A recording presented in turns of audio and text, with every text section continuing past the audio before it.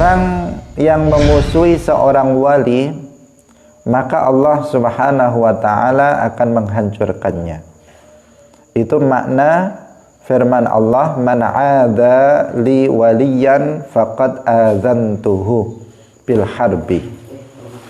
Kemudian yang kedua, telah juga kita jelaskan bahwa jalan menuju kewalian, bahwa cara untuk meraih derajat kewalian, langkah yang pertama adalah dengan menjalankan hal-hal yang fardu, hal-hal yang diwajibkan. Karena perkara-perkara yang diwajibkan oleh Allah Subhanahu wa ta'ala itu lebih dicintai oleh Allah daripada amalan-amalan yang sunnah.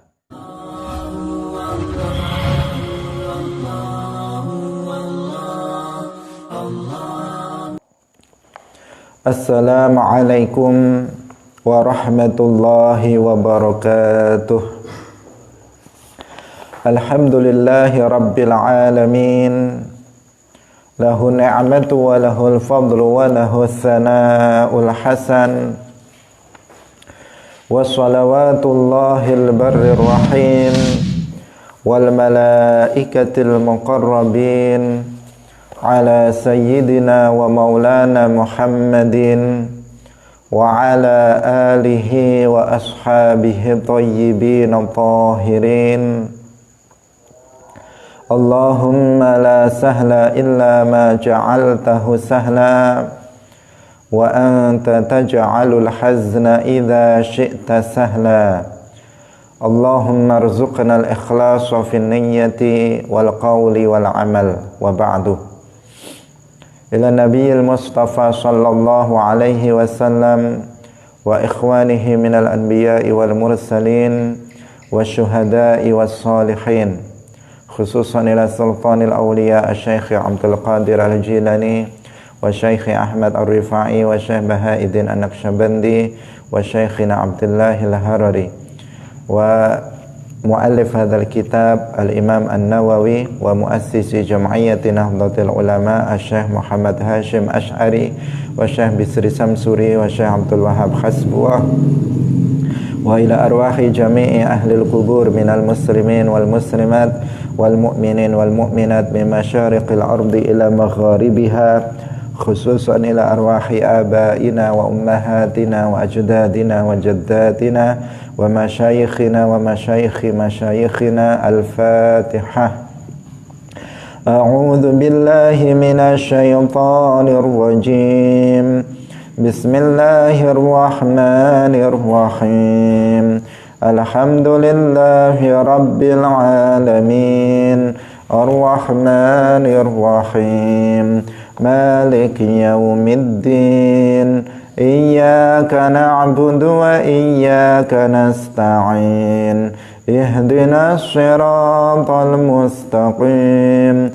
Siratal ladzina an'amta 'alaihim ghairil maghdubi 'alaihim waladdallin. Amin. Pemirsa Madu TV, kaum muslimin muslimat rahimakumullah, alhamdulillah, puji syukur marilah kita sampaikan kepada Allah Subhanahu wa ta'ala. Pada pagi hari ini Allah Subhanahu wa ta'ala melimpahkan taufiknya kepada kita semuanya sehingga kita bisa bersama-sama kembali dalam majelis ilmu, pengajian kitab Al-Arba'in An-Nawawiyah. Semoga Allah Subhanahu wa ta'ala memberikan keberkahan majelis kita ini. Amin ya rabbal alamin. Salawat dan salam semoga tetap terlimpahkan kepada Nabi Agung, makhluk termulia Nabi Muhammad sallallahu alaihi wasallam, keluarganya, para sahabatnya, serta seluruh umat Islam yang mengikuti beliau ila yaumil qiyamah. Pemirsa yang dirahmati oleh Allah Subhanahu wa ta'ala, sebelum kita memulai pengajian kita pada pagi hari ini, terlebih dahulu tidak bosan untuk mengingatkan kepada kita semuanya agar mengikhlaskan niatnya lillahi ta'ala. Karena Allah subhanahu wa ta'ala tidak menerima suatu amal ibadah, suatu amal ketaatan yang dilakukan tanpa dengan disertai niat yang ikhlas karena Allah. Hanya amal ibadah yang disertai dengan niat yang ikhlas yang diterima dan diberi pahala oleh Allah subhanahu wa ta'ala. Pemirsa kaum muslimin rahimakumullah, pada pagi hari ini kita akan masih melanjutkan pembahasan tentang hadis yang ke-38 tentang keutamaan seorang wali. Sebelumnya akan saya bacakan kembali hadis yang kemarin kita baca. Hanya sekedar kita baca karena sudah kita beri makna. An Abi Hurairah qala qala Rasulullah sallallahu alaihi wasallam innallaha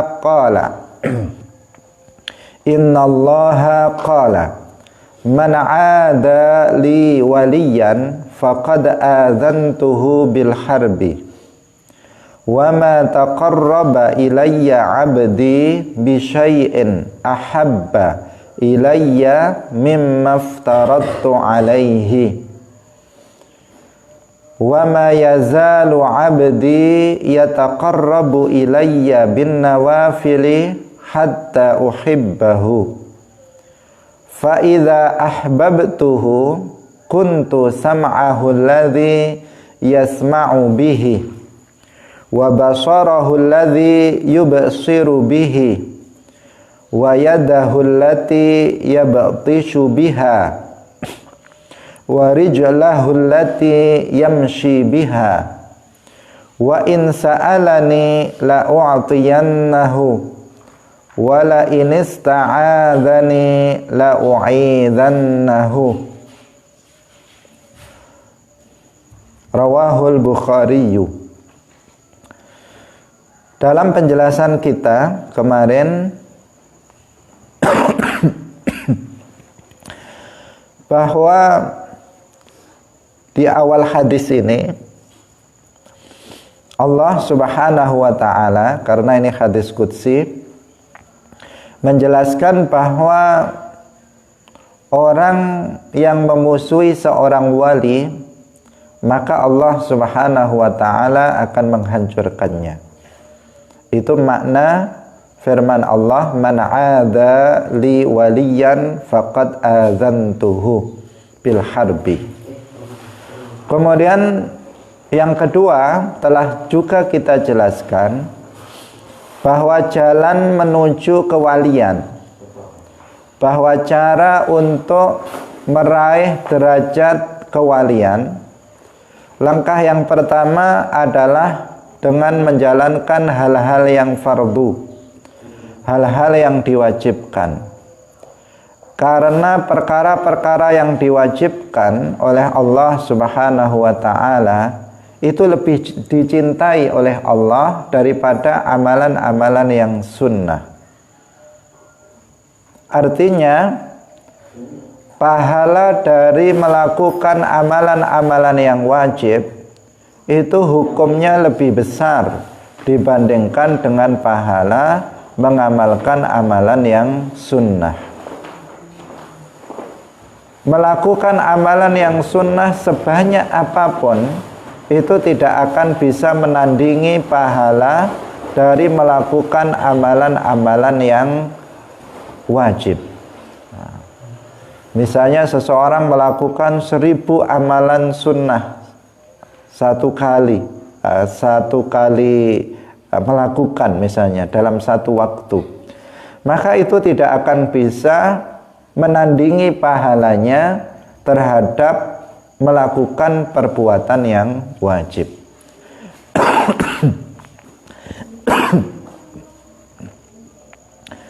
Karena itu maka tidak selayaknya seseorang itu di dalam beramal itu mengabaikan amalan-amalan yang wajib, karena justru amalan yang wajib ini yang lebih cepat menyampaikan seseorang pada derajat yang tinggi indallahi ta'ala. Nah, baru setelah itu seseorang mengamalkan amalan yang sunnah. Nah, meskipun hanya dalam satu amalan sunnah saja, apabila seseorang itu istiqamah dalam melakukannya, maka dia akan mencapai derajat kewalian. Nah, semuanya itu didasarkan atas dasar iman dan ilmu. Pemirsa yang dirahmati oleh Allah Subhanahu wa taala, karena itulah maka para ulama menjelaskan bahwa jalan untuk meraih derajat kewalian yang pertama adalah iman. Seseorang harus dipastikan dia memiliki keimanan yang benar berdasarkan akidah Ahlus Sunnah wal Jamaah. Ini yang pertama yang harus dipastikan dulu, bahwa seseorang itu beriman dengan iman yang benar berdasarkan akidah Ahlus Sunnah wal Jamaah. Karena iman adalah modal utama bagi seseorang untuk beramal amalan-amalan ketaatan, amalan-amalan ibadah yang lainnya. Tanpa iman, maka sholatnya, puasanya, baca Al-Qur'annya, sedekahnya, zakatnya, dan amalan-amalan ketaatan yang lainnya itu tidak akan diterima oleh Allah Subhanahu wa ta'ala. Seperti di dalam Al-Quran yang sudah sering kita sebutkan, disebutkan wa may ya'mal minas solihati min dzakarin aw untha wa huwa mu'min fa ulaika yadkhulunal jannata wa la yuzlamuna naqira. Barang siapa yang beramal soleh, baik itu laki-laki maupun perempuan, syaratnya dia adalah mukmin, maka mereka akan masuk surga dan tidak sedikit pun mereka dizalimi. Nah, ayat ini menunjukkan bahwa syarat diterimanya amal soleh itu apabila dilakukan oleh orang yang mukmin.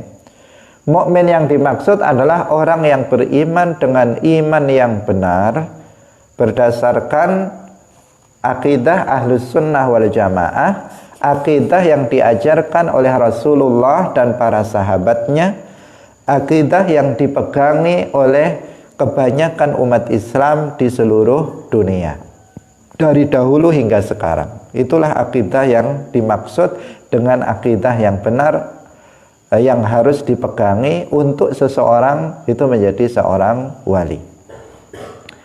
Kemudian yang kedua, seseorang harus berilmu untuk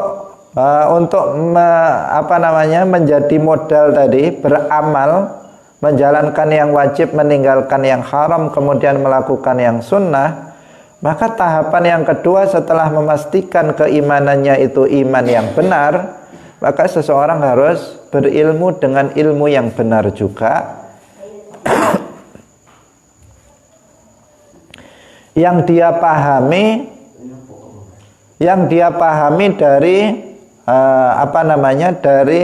atau yang dia ambil dari para ulama yang fiqh yang terpercaya. Jadi dia harus memastikan bahwa dia telah belajar ilmu agama dari seorang alim yang fiqh yang terpercaya, yang bersanad. Itu juga harus dipastikan yang kedua.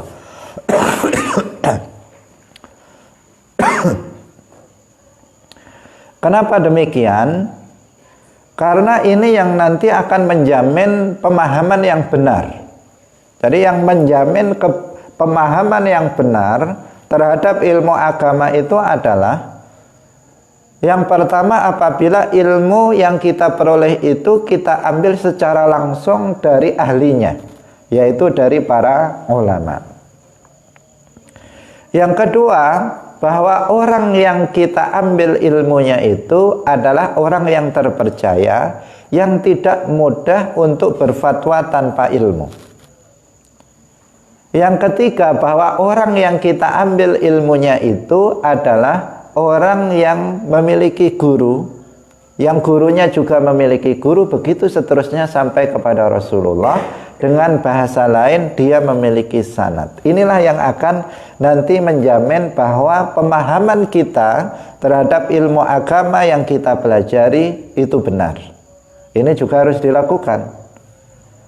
Karena kalau seseorang itu sekedar belajar ilmu, kemudian dia merasa paham, belajar ilmu hanya dengan membaca-baca saja, kemudian dia merasa paham, maka di sini juga sulit dijamin kebenaran pemahamannya, yang akhirnya juga sulit dia untuk meraih pemahaman yang benar, juga kemudian bagaimana dia bisa meraih derajat yang tinggi indallah.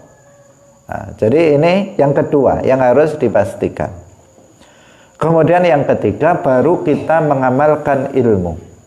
Mengamalkan ilmu kita dengan menjalankan hal-hal yang diwajibkan dan meninggalkan hal-hal yang diharamkan. Semua yang wajib, baik zahir maupun batin, kita laksanakan. Semua yang haram, baik yang zahir maupun yang batin, kita tinggalkan. Setelah itu baru mengamalkan amalan yang sunnah. Amalan yang sunnah, meskipun satu amalan sunnah saja dikerjakan secara istiqamah, maka di sini dia telah sampai pada derajat wali, wilayah. Dia akan menjadi seorang wali. Kaum muslimin pemirsa yang dirahmati oleh Allah Subhanahu wa taala, saya ulangi lagi secara singkat. Jadi bagaimana alur kita yang mesti kita tempuh agar kita bisa mencapai derajat kewalian. Yang pertama, kita harus pastikan bahwa keimanan kita yang menjadi modal dasar dalam kita beramal soleh itu harus benar. Harus dipastikan bahwa kita adalah seorang mukmin dengan iman yang benar, seperti imannya Rasulullah dan para sahabatnya, artinya berdasarkan akidah Ahlus Sunnah wal Jamaah. Satu. Yang kedua, pemahaman terhadap ilmu agama yang kita pelajari, atau yang kedua, kita harus belajar ilmu agama dengan pemahaman yang benar. Dengan pemahaman yang benar, untuk itu maka kita harus belajar ilmu agama yang pertama kepada ahlinya. Kita pastikan kita belajar kepada ulama. Yang ulama itu juga dipastikan orang yang terpercaya, bukan orang yang suka ngobrol fatwa. Kemudian ulama yang kita ambil ilmunya itu harus juga kita pastikan dia orang yang memiliki guru yang punya sanad sampai kepada Rasulullah. Maka di sini yang kedua kita akan tercapai bahwa kita belajar ilmu agama dan memperoleh pemahaman ilmu agama yang benar. Karena kalau pemahaman ilmu agamanya tidak benar, maka ini juga nggak akan sampai. Seseorang nggak akan mencapai derajat yang tinggi, karena nanti amalnya juga akan keliru jika dasar ilmunya itu keliru. Baru yang ketiga, kemudian mengamalkan ilmu dengan menjalankan semua yang wajib dan meninggalkan semua yang haram secara istiqomah. Langkah berikutnya, kemudian menjalankan amalan yang sunnah, meskipun hanya satu, meskipun hanya satu amalan sunnah, tetapi dikerjakan secara istiqomah, terus menerus, tanpa berhenti. Jika dia berhalangan kemudian dia mengqadha'nya, maka di sini dia akan sampai pada derajat kewalian. Jadi semudah itu jalannya untuk diucapkan. Tetapi jika kita tempuh, maka tidak semudah ketika kita mengucapkannya. Karena tadi itu langkahnya dari awal kita harus pastikan kita berakidah Ahlus Sunnah wal Jamaah. Iman kita benar. Yang kedua harus kita pastikan kita belajar ilmu agamanya juga di tempat dan pada orang yang benar, sesuai dengan kriteria agar pemahaman kita benar. Kemudian yang keempat, kita dalam menjalankan kewajiban dan meninggalkan yang haram dibutuhkan mujahadah, perjuangan yang keras melawan hawa nafsu untuk bisa menjalankan semua yang wajib dan meninggalkan semua yang haram. Kemudian kita juga harus menundukkan hawa nafsu kita untuk kita istiqomah dalam melakukan amalan sunnah. Baru di sini seseorang akan mencapai derajat kewalian. Pemirsa yang dirahmati oleh Allah Subhanahu wa Ta'ala, tanpa itu seseorang nggak bisa untuk meraih derajat kewalian ini. Nah, kewalian itu tidak didapat secara instan. Tiba-tiba seseorang jadi wali, nggak bisa. Tetapi seseorang untuk menjadi wali membutuhkan perjuangan yang tidak ringan, yang kadar waktunya itu berbeda-beda antara satu orang dengan orang yang lain. Tergantung kepada kesungguhan seseorang di dalam menempuh jalan ini. Semakin seseorang itu bersemangat dan memiliki motivasi yang tinggi untuk meraih derajat itu, maka semakin cepat dia untuk meraihnya. Tetapi semakin seseorang itu malas, maka semakin lambat dia untuk memperoleh derajat itu, atau bahkan dia tidak akan sampai pada derajat tersebut. Ada seorang wali, beliau mengatakan, jahadtu nafsi arba'ina sanah fastaqamat.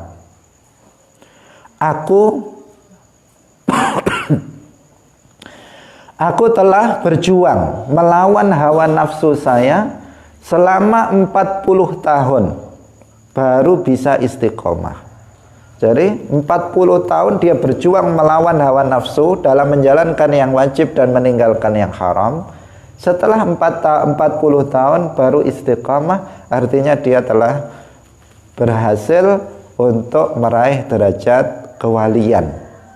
Ketika dia berjuang, setelah berjuang selama 40 tahun. Nah, artinya tidak apa? Tidak mudah bagi seseorang dalam perjuangan ini, dalam mujahadah ini. Karena lawannya adalah setan, lawannya adalah hawa nafsu yang ada pada diri kita sendiri.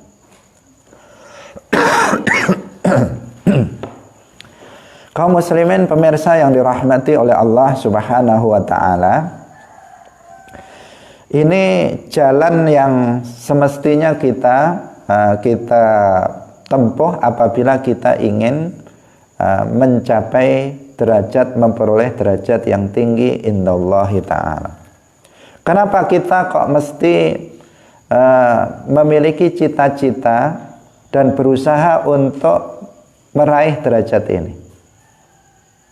Ini juga perlu untuk kita sampaikan kepada kita semuanya, bahwa derajat ini adalah derajat yang bisa diusahakan, bukan seperti derajat nubuwah, kenabian. Seseorang tidak bisa bercita-cita menjadi seorang nabi. Kenapa kamu kok rajin ibadah? Saya pengen jadi nabi. Nggak bisa. Tapi kalau ingin jadi wali, itu sudah semestinya ada di dalam hati kita. Setiap muslim memiliki keinginan dan cita-cita untuk menjadi waliullah, agar seseorang itu berusaha untuk mencapai derajat itu. Kenapa? Karena derajat ini adalah derajat yang bisa diusahakan, dan jalannya itu sudah ditunjukkan oleh Allah Subhanahu wa Ta'ala di dalam Al-Quran, sebagaimana tadi yang kita jelaskan, bahwa seseorang harus memastikan keimanannya dengan iman yang benar, berilmu dengan ilmu yang dengan pemahaman yang benar, mengamalkan semua yang wajib, meninggalkan semua yang haram, mengamalkan amalan yang sunnah secara istiqomah, maka sampai pada derajat itu. Nah, ini bisa diusahakan, maka setiap kita hendaknya berusaha untuk meraih derajat itu. Tanpa cita-cita, keinginan dan usaha untuk mengarah ke sana, maka seseorang tidak bisa untuk meraih derajat itu. Nah, sehingga kita katakan tadi, derajat kewalian itu bukan derajat yang didapat oleh seseorang secara instan. Instan itu langsung dapat. Begitu lahir langsung jadi wali, nggak bisa. Nah, begitu begitu dia masih anak-anak misalnya langsung menjadi wali, tidak bisa. Karena derajat wilayah diperoleh dengan amal, dengan ilmu dan amal. Pemirsa yang dirahmati oleh Allah, ada begitu banyak fadilah, keutamaan apabila seseorang mencapai derajat ini. Yang pertama adalah bahwa orang tersebut akan mendapatkan karomah. Mendapatkan karomah dari Allah Subhanahu wa ta'ala. Karomah itu adalah sesuatu yang luar biasa yang terjadi pada seorang wali. Kalau sesuatu yang luar biasa yang terjadi pada seorang nabi namanya mukjizat. Kalau sesuatu yang luar biasa yang terjadi pada seorang wali itu namanya karomah. Nah, karomah seorang wali ini itu ada yang diperlihatkan dengan sengaja untuk kepentingan dakwah. Jadi sengaja karomahnya diperlihatkan agar orang kemudian lebih mau menerima dakwah yang beliau sampaikan. Karena semua umat Islam termasuk para wali itu tugas utamanya adalah untuk berdakwah. Sebagaimana para nabi tugas utamanya berdakwah, mengarahkan, mengajak orang kepada Islam dan pengamalan terhadap ajaran Islam. Para aulia juga begitu. Bukan mereka sibuk dengan ibadahnya sendiri, tetapi mereka juga menyibuk Islam. Kita mengenal Wali Songo, mereka yang menyebarkan agama Islam. Karena tugas para nabi, tugas para ulama, tugas para wali, tugas umat Islam adalah berdakwah. Maka demi kepentingan agar dakwahnya itu bisa diterima oleh umat manusia, terkadang sebagian wali itu sengaja memperlihatkan karomahnya. Misalnya dia bisa terbang, misalnya dia dibakar tidak mempan, misalnya dia bisa melakukan ini dan itu. Sesuatu yang luar biasa yang pada umumnya itu tidak terjadi di lingkungan masyarakat. Nah, ini sebagian wali. Sebagian wali yang lainnya itu sengaja tidak memperlihatkan karomahnya. Dan yang kedua ini yang paling banyak. Dia sebenarnya adalah seorang wali, tetapi nggak ada keajaiban-keajaiban, tidak ada sesuatu yang luar biasa yang tampak pada dirinya. Ini justru kebanyakan para wali seperti itu. Di dalam sebuah hadis disebutkan, innallaha yuhibbul abraral atqiya al akhfiya alladzina idza ghabu lam yuftaqadu wa in hadaru lam yud'au wa lam yu'rafu qulubuhum masabihul huda yakhrujuna min kulli ghabra'a muzlimah. Sesungguhnya Allah itu mencintai orang-orang yang baik lagi bertakwa dan menyembunyikan diri, al-akhfiya. Jadi dia sengaja tidak memperlihatkan diri bahwa dirinya wali. Orang-orang tidak tahu bahwa dirinya wali, padahal dia adalah seorang wali. Karena dia tidak memperlihatkan karomah yang dimilikinya. Yaitu apabila dia menghilang, tidak ada misalnya, maka mereka tidak dicari-cari. Misalnya ada undangan, dia nggak hadir, ya udah ditinggal. Acaranya tetap berlanjut, tidak batal. Karena dia dianggap orang yang nggak penting di masyarakat. Kehadiran dia tidak dicari-cari. Dan jika mereka hadir, maka mereka tidak dikenal. Orang tidak mengetahui siapa dia. Padahal dia adalah seorang waliullah. Nah, mereka ini, hati mereka ibarat lentera-lentera petunjuk yang muncul dari setiap bumi yang gelap. Nah, mereka diibaratkan seperti itu. Nah, jadi aulia Allah itu yang diketahui dan tidak diketahui, yang dikenal dengan yang tidak dikenal, itu lebih banyak yang tidak dikenal. Nah, ada wali-wali besar yang kita kenal, seperti Sultanul Aulia Asy-Syaikh Abdul Qadir Al-Jilani, seperti Asy-Syaikh Ahmad Ar-Rifai, Asy-Syaikh Ahmad Al-Badawi misalnya. Seperti juga Abu Muslim Al-Khawlani. Seperti banyak sekali. Kalau perempuan seperti Rabi'ah Al-Adawiyah, Sayyidah Nafisah. Seperti lagi para imam mazhab itu, Imam Syafi'i, Imam Ahmad, Imam Abu Hanifah, Imam Malik, semua aulia Allah, semua wali-wali Allah. Imam Nawawi dan seterusnya. Itu mereka adalah para wali-wali Allah yang kita kenal. Tetapi banyak para wali yang yang karomahnya itu tidak ditampakkan. Sengaja mereka menyembunyikan diri agar orang tidak mengetahuinya. Pemirsa yang dirahmati oleh Allah Subhanahu wa taala. Nah, dalam lanjutan hadis ini adalah hadis yang disebut hadis mutasyabihat.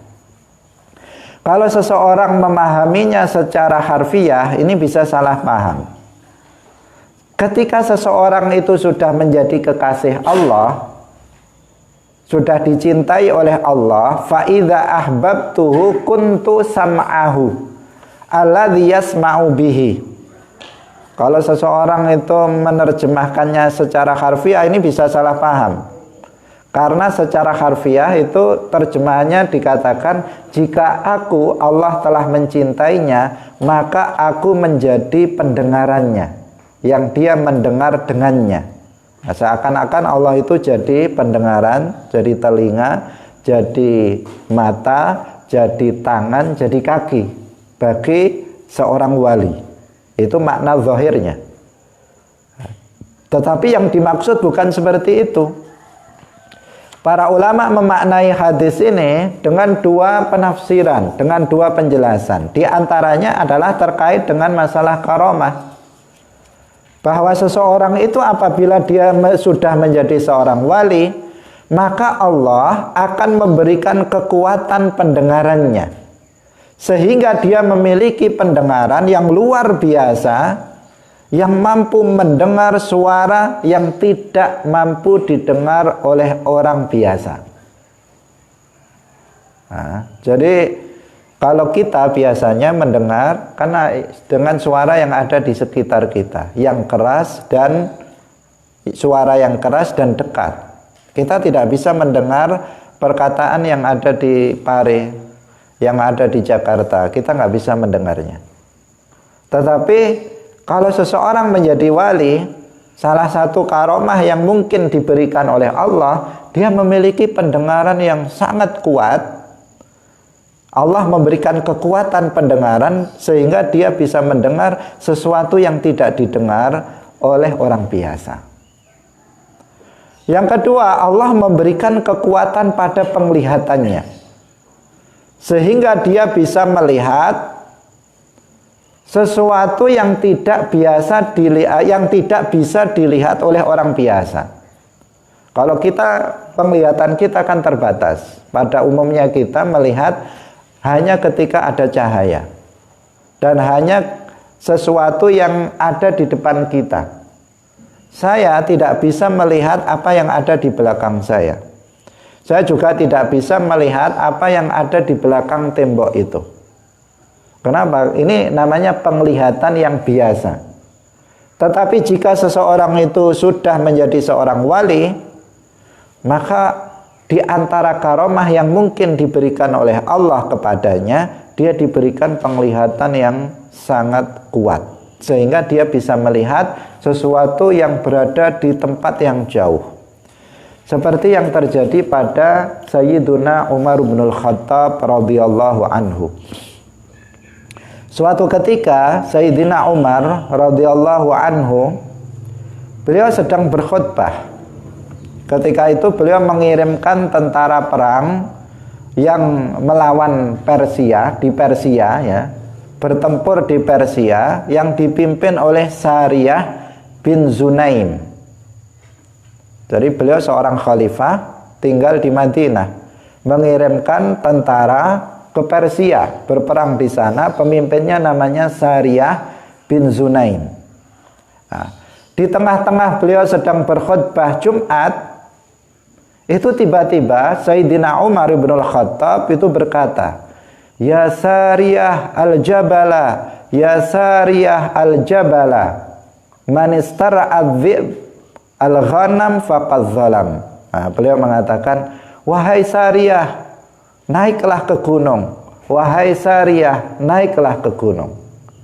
Kenapa? Karena ternyata Sayyidina Umar melihat Sariyah yang jaraknya ratusan kilo dari beliau yang ada di Persia, beliau di Madinah, beliau melihat Sariyah sedang bertempur, dan beliau memerintahkan Sariyah agar naik ke gunung, memberikan isyarat kepada Sariyah, memerintahkan kepada Sariyah untuk naik ke gunung. Dan Sariyah mendengar, dengan pendengarannya beliau mendengar apa yang disampaikan oleh Umar bin Khattab radhiyallahu anhu. Ini namanya apa? Karamah. Mata biasa tidak bisa melihat, tetapi Sayyidina Umar, beliau seorang waliullah, bahkan afdalul aulia setelah Abu Bakar As-Siddiq radhiyallahu anhu, beliau bisa melihat itu. Pemirsa yang dirahmati oleh Allah Subhanahu wa taala. Kemudian Allah memberikan kekuatan pada tangannya, sehingga ia memiliki pukulan yang luar biasa yang tidak mampu dilakukan oleh tangan biasa. Nah, kekuatan tangan ini berapa kilo yang bisa diangkat? Terbatas, sangat terbatas. Sekuat-kuatnya orang paling berapa? 100 kilo. Saya kira kalau 1 ton atau setengah ton jarang yang mampu. Nah, tetapi kalau seseorang itu menjadi wali, dimungkinkan Allah untuk memberikan apa? Kekuatan tangannya, sehingga dia mampu untuk memukul atau mengangkat yang tidak bisa dilakukan oleh orang biasa. Seperti yang terjadi pada masa pada masa Nabi Sulaiman alaihi salam. Pada masa Sayyidina Sulaiman Nabiullah, ada seorang wali namanya Asif bin Barkhia. Ketika Nabi Sulaiman alaihi salam berkata kepada kepada jin, juga kepada para pembesarnya ketika itu, beliau mengatakan, siapa yang bisa mengangkat, yang bisa memindahkan singgasana Bilqis ke sini. Maka kemudian berdiri Ifrit. Nah, Ifrit itu adalah iblis, jin dari bangsa jin. Ifrit ini dari bangsa jin. Dia mengatakan, saya sanggup memindahkan singgasana Bilqis sebelum engkau berdiri dari tempat dudukmu. Artinya sangat cepat, dengan sangat cepat. Kemudian Nabi Sulaiman berkata lagi, siapa yang bisa lebih cepat? Kemudian berdiri manusia. Manusia, seorang muslim, seorang wali, namanya Asif bin Barkhia. Dia mengatakan saya bisa mendatangkan singgasana Bilqis sekejap mata. Jadi sekejap Nabi Sulaiman mengedipkan mata, maka singgasana Bilqis akan saya angkat ke sini. Kemudian betul, Asif bin Barkhiyah itu bisa mengangkat singgasana iblis dalam sekejap mata. Ini namanya apa? Dia memiliki kekuatan tangan yang luar biasa, yang tidak bisa dilakukan oleh orang biasa. Ini namanya apa? Ini namanya karamah yang dimiliki oleh Asif bin Barkhiyah. Demikian juga sebagian wali yang lain. Ini yang dimaksud apa? Dia diberikan kekuatan tangan yang tidak dimiliki oleh orang yang biasa. Kemudian Allah memberikan kekuatan kaki, memberi kekuatan pada kakinya sehingga dia mampu melangkahkan kakinya secara luar biasa, yang tidak mampu dilakukan oleh orang biasa. Ini banyak cerita-cerita tentang wali-wali di Indonesia. Wali-wali di Indonesia, dia terlihat di rumah, tapi ternyata dia terlihat ada di Makkah sana. Itu banyak terdengar cerita-cerita kita.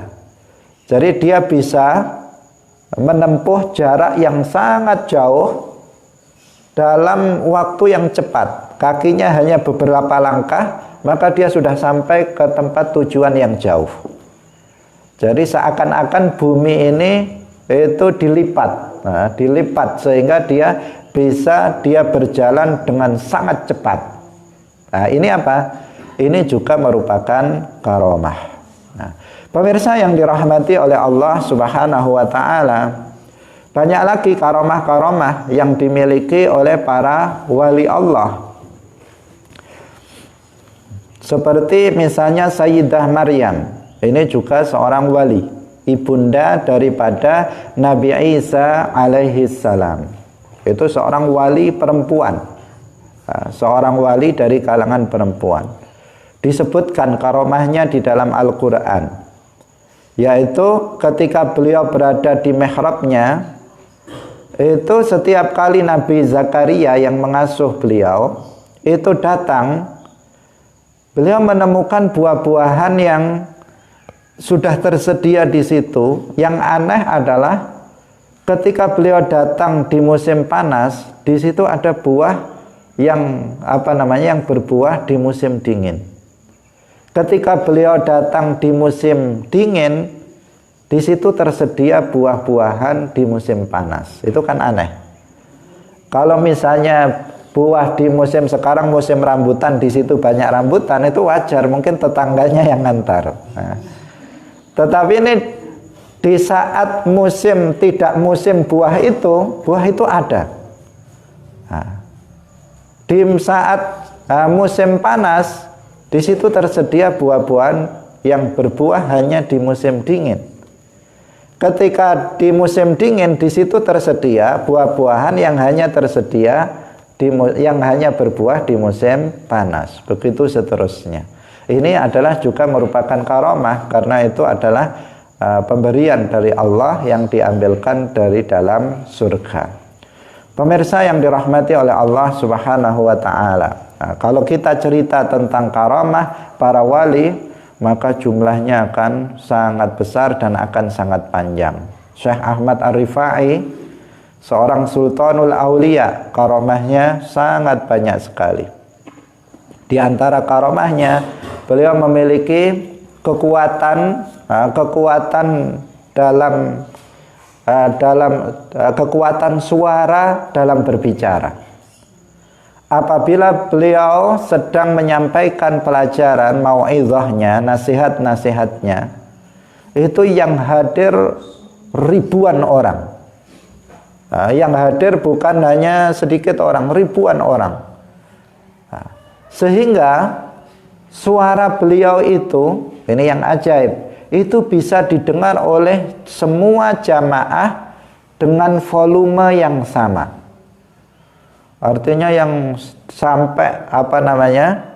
sampai puluhan kilometer itu juga mendengar suara dari Al-Imam Ahmad Ar-Rifai dengan volume yang sama dengan orang yang dekat dengan beliau.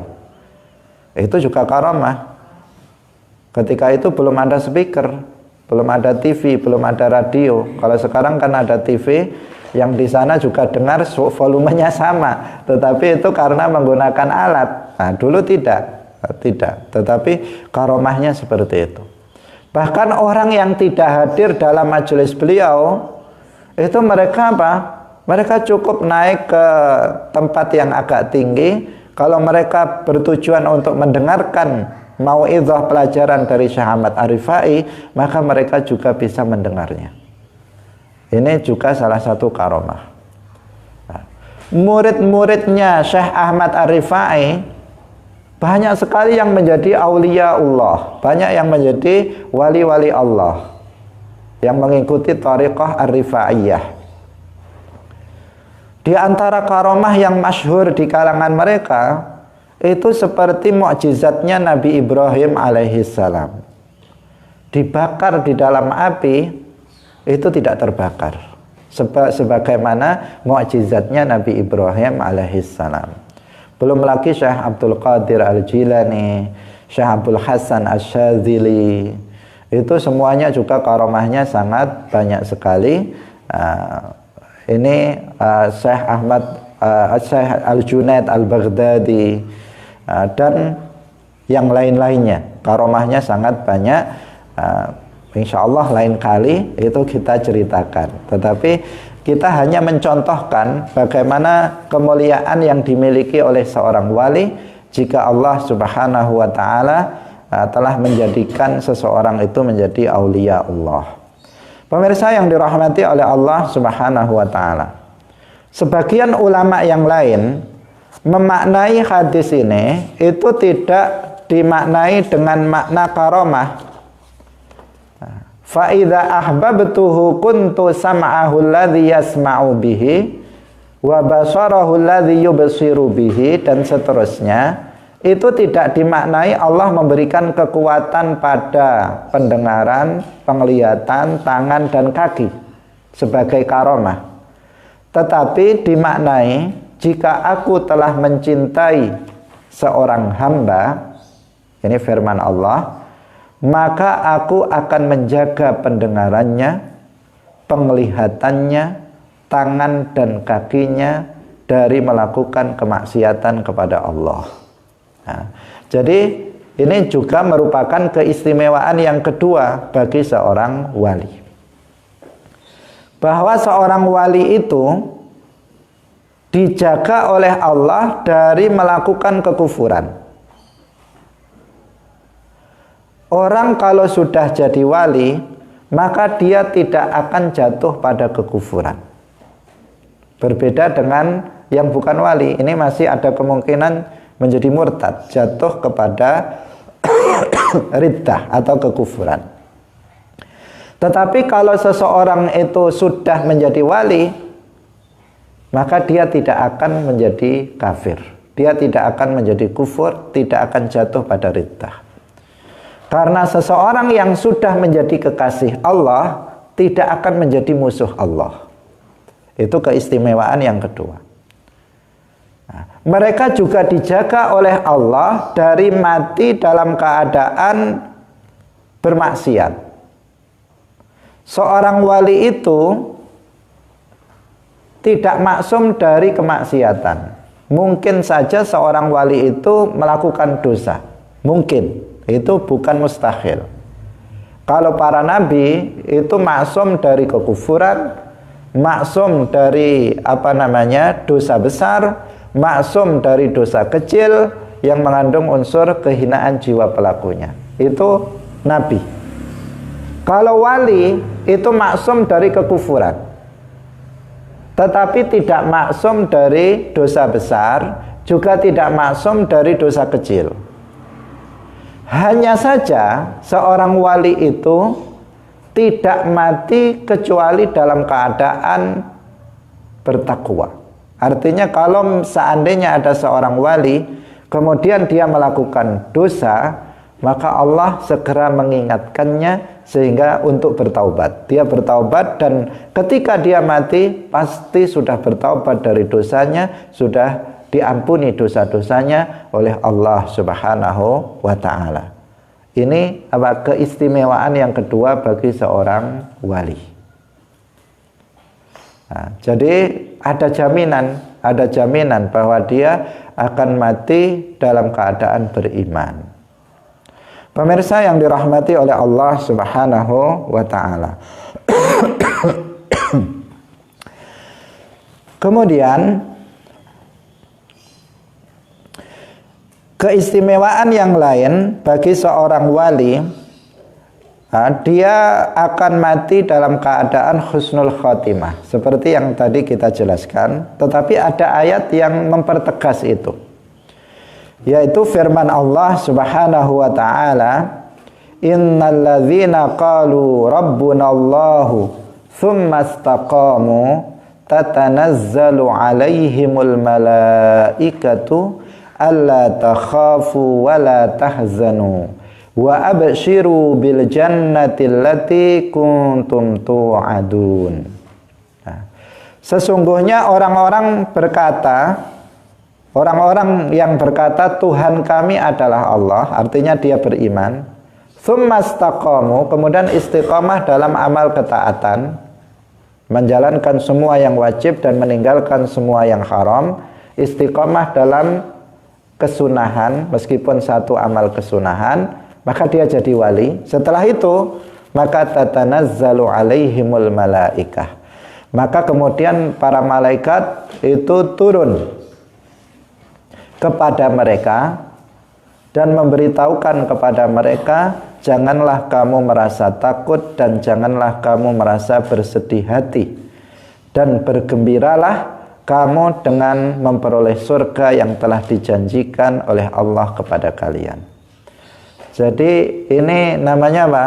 Di sini proses pengangkatan dia, pemberitahuan malaikat terhadap dia bahwa dia telah diangkat menjadi wali. Jadi seseorang kalau sudah diangkat menjadi wali, maka dia tahu bahwa dirinya telah menjadi wali karena ada malaikat yang memberitahukan kepada dia bahwa dia telah menjadi wali. Ya, malaikat memberi kabar gembira kepada dia, kamu jangan bersedih, kamu jangan khawatir. Tidak perlu ada lagi kesedihan dan kekhawatiran tentang, bukan kesedihan dunia, tentang apa yang nanti nasib kamu di akhirat, karena kamu akan mendapatkan surga yang telah Allah janjikan kepada kamu. Artinya dia akan mati husnul khotimah. Nah, karena apa? Dia sudah diberitahu langsung oleh malaikat. Dia sudah diberitahu secara langsung oleh malaikat bahwa dia akan memperoleh surga yang telah dijanjikan oleh Allah, sehingga dia nggak perlu khawatir. Kalau kita belum menjadi seorang wali, kita nggak tahu bagaimana nasib kita di akhirat. Kita juga nggak tahu bagaimana nanti mati kita. Apakah kita mati husnul khatimah atau su'ul khatimah, membawa iman atau membawa kekufuran, kita nggak tahu dan nggak ada yang menjamin itu. Tetapi ketika seseorang sudah menjadi seorang wali, maka dia akan mendapatkan kabar gembira itu bahwa dia akan mati husnul khotimah dari para malaikat yang diperintahkan oleh Allah kepada dia. Nah, inilah suatu keistimewaan yang luar biasa yang akan didapatkan oleh seorang waliullah ketika seseorang menjadi wali Allah Subhanahu wa ta'ala. Pemirsa yang dirahmati oleh Allah Subhanahu wa ta'ala, tentu masih banyak lagi keistimewaan yang didapatkan oleh seorang wali.